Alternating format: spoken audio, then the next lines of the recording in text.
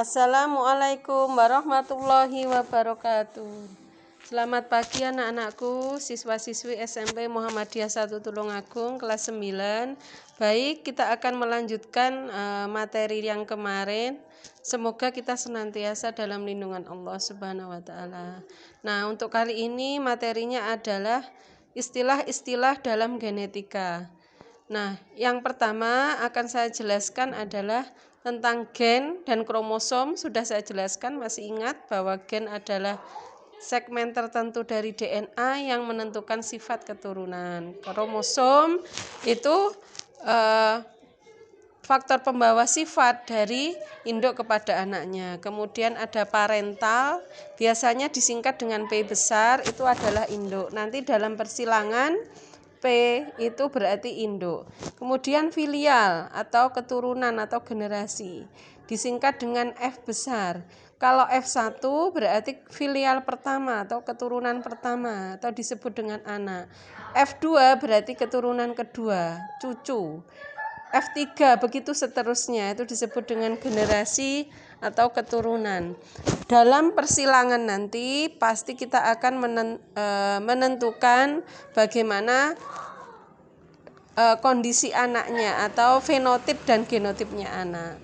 Nah, sebelumnya kita harus tahu apa itu homozigot dan heterozigot.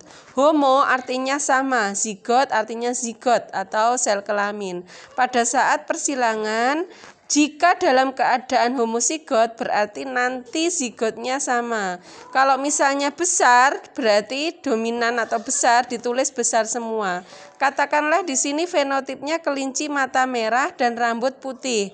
Merah dilambangkan dengan M, putih dilambangkan dengan P. Berarti genotipnya M besar sama, P besar sama. Enggak boleh besar kecil, itu homozigot. Tetapi kalau heterozigot, hetero itu berbeda, berarti di situ pasti ada yang besar dan kecil hurufnya.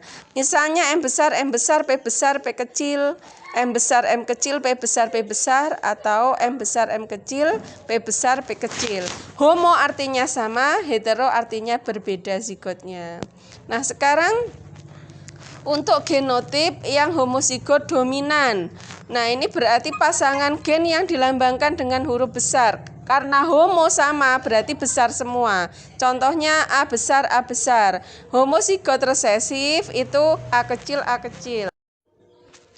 Di sini kalau homozigot dominan, pasti kalau dominan hurufnya besar, berarti besar semua, A besar. Kalau resesif, kecil semua, karena ditutupi huruf kecil, A kecil. Akan tetapi kalau heterozigot, berbeda hurufnya, A besar dan A kecil. Saya ulangi sekali lagi, kalau homozigot dominan itu harus besar, berarti A besar. Resesif itu huruf kecil, A kecil, dan heterozigot A besar dan A kecil. Nah, di sini contohnya homozigot dominan hurufnya besar semua, karena dominan harus sama. Kemudian resesif, kecil semua. Heterozigot besar dan kecil.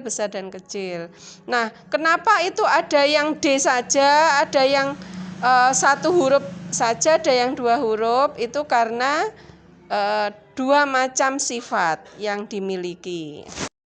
Demikian, assalamualaikum warahmatullahi wabarakatuh.